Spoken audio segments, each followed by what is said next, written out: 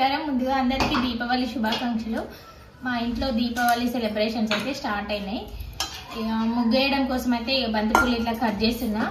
ముగ్గేసిన తర్వాత డెకరేషన్ ఇలా సగం అంతా చేసిన లక్ష్మీ పూజ కోసం ఆపేసి మళ్ళీ ఈ పని స్టార్ట్ చేసిన.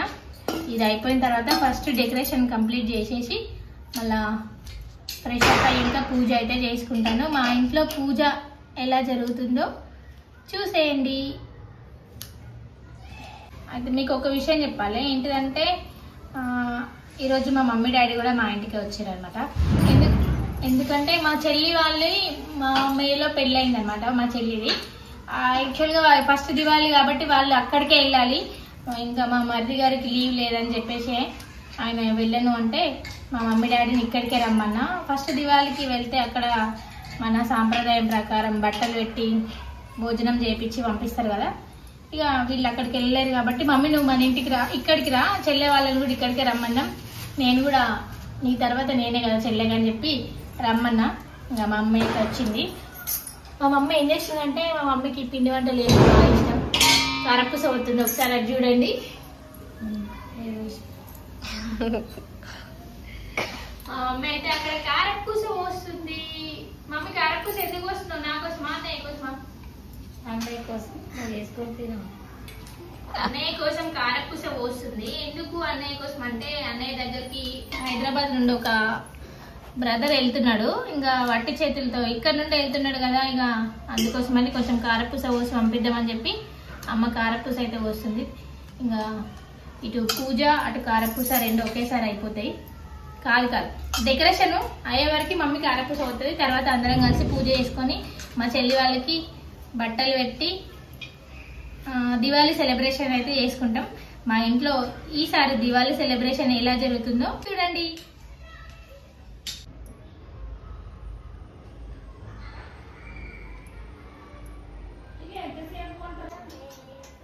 పటాకాలు కూడా వచ్చారా? ఇప్పుడు మంచిగా దగ్గర నుంచి మంచిగా వస్తలే.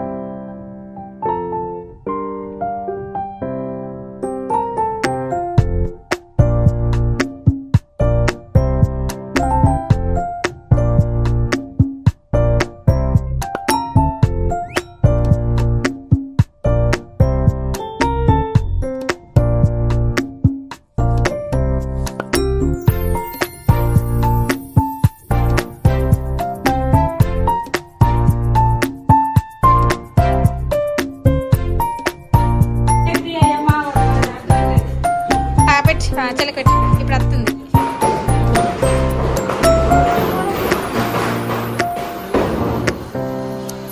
ఒకటి అని పెట్టు.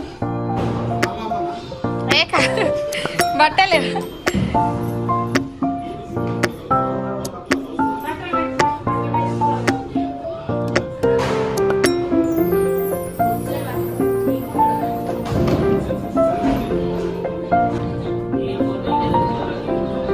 వీడియో ఇప్పటివరకు తీయలే.